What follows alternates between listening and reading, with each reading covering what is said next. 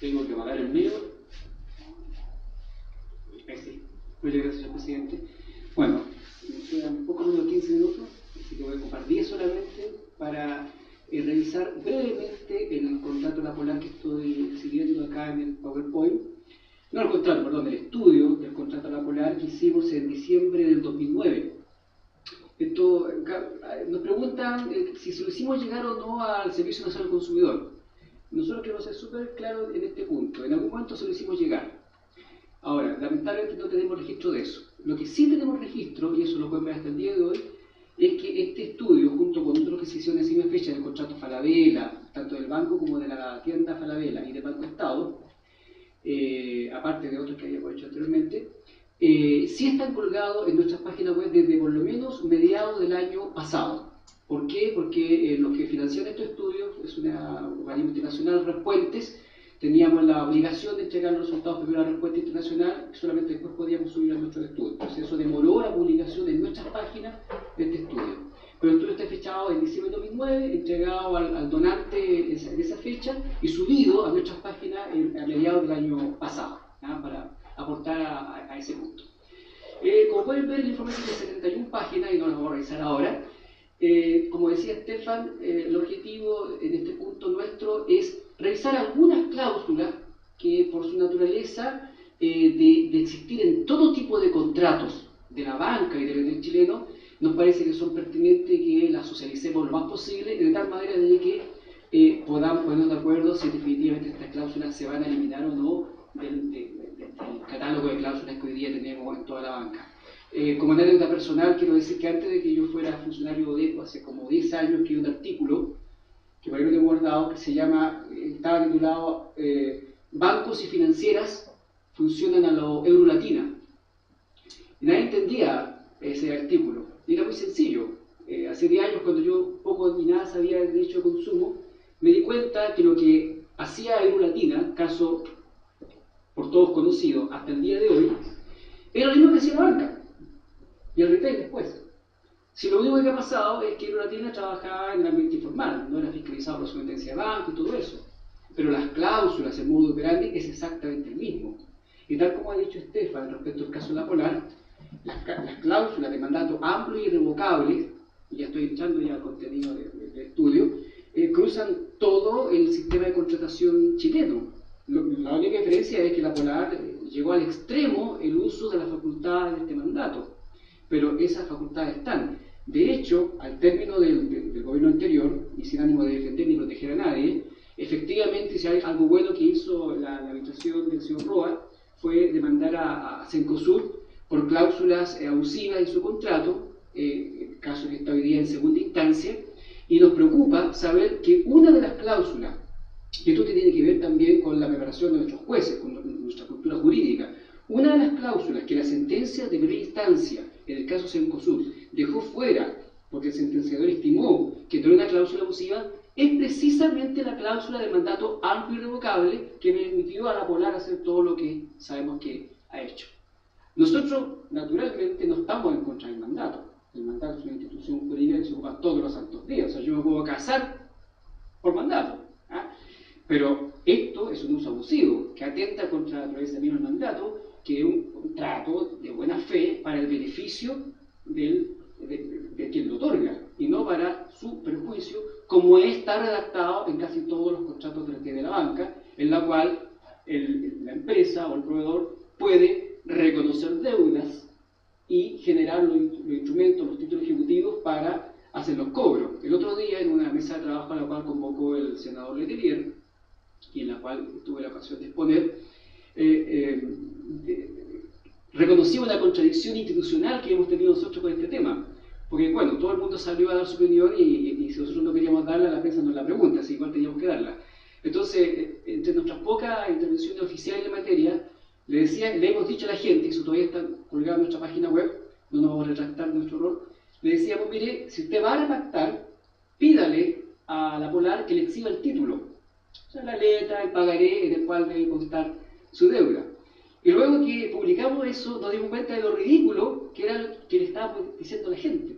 Porque si no hay títulos el contrato, con este mandato amplio y revocable, permite fabricarlo en cualquier momento. Entonces, es la verdadera indefensión. Y yo quiero extrapolar esto a toda la banca. Hoy día tenemos casos como el Banco Estado, que hoy día está haciendo demanda ejecutiva en juicio hipotecario con la simple copia del mutuo original de una acción ya ejecutada hace 10 años, por poner un ejemplo. Entonces, la verdad es que esto es un chiste, o sea, basta una firma, o sea, en un mutuo hipotecario o en un contrato de estas características, para que la persona literalmente venda su alma al diablo y quede en absoluta indefensión. Estamos hablando entonces de que se puede hacer, lo que se quiera con él. Entonces, ya diciendo eso, quiero entrar a otras cláusulas, a ver, sí, que nos parecen relevantes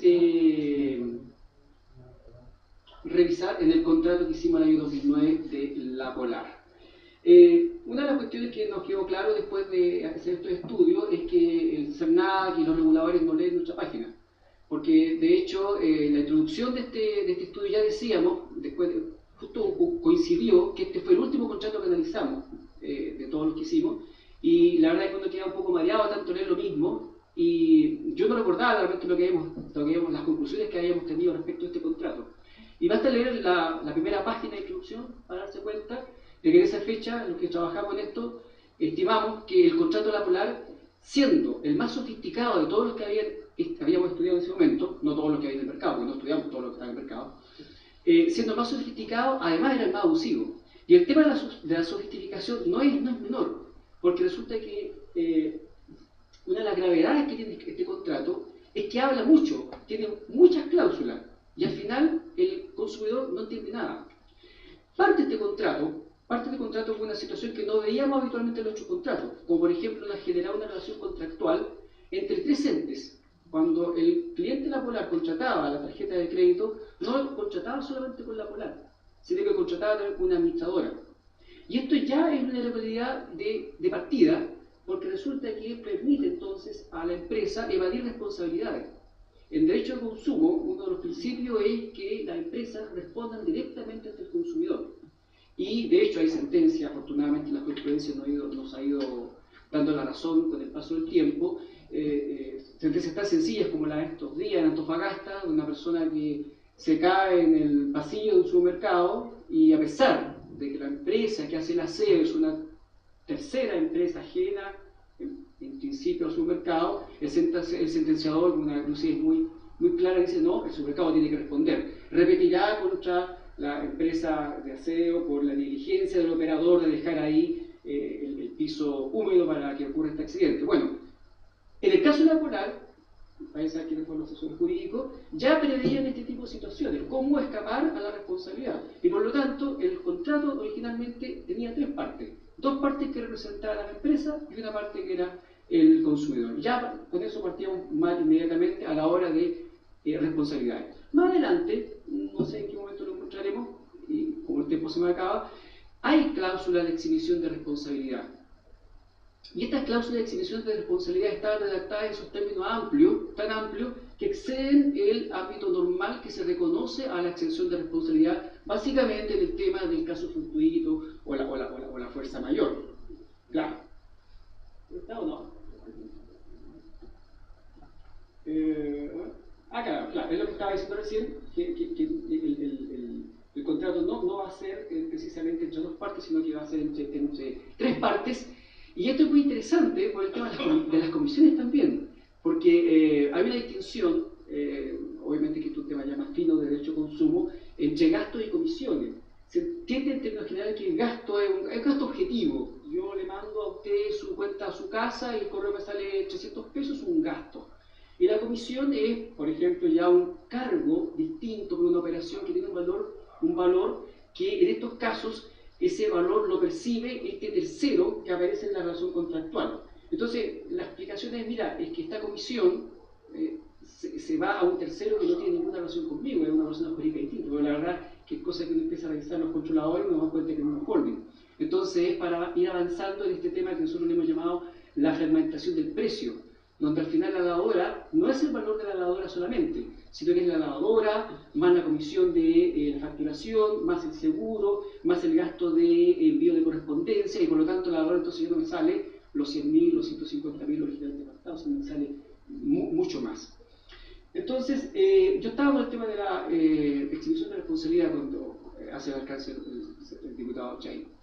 En el caso de la exhibición de responsabilidad es bastante grave porque la exhibición de responsabilidad en el caso de la Polar apuntaba inclusive a la labor de terceros que podían estar contratados para servir a los objetivos del crédito. Es decir, por ejemplo, si yo voy a utilizar un cajero automático y ese cajero automático comete algún tipo de operación fallida y me retira la tarjeta o no, o aparece con que me entregó el dinero cuando en realidad no lo hizo, hasta en ese caso la Polar se podía perfectamente exhibir de responsabilidad. Y eso ya no es una fuerza mayor, un caso fortuito. Seguramente es un problema de mala mantención del cajero automático, propiedad de un tercero al cual la Polar le contrata. En fin, hay un tema re largo ahí que hay que revisar, el tema de la propiedad de los cajeros y las comisiones. Pero ¿qué es lo que quiero decir al final de todo esto?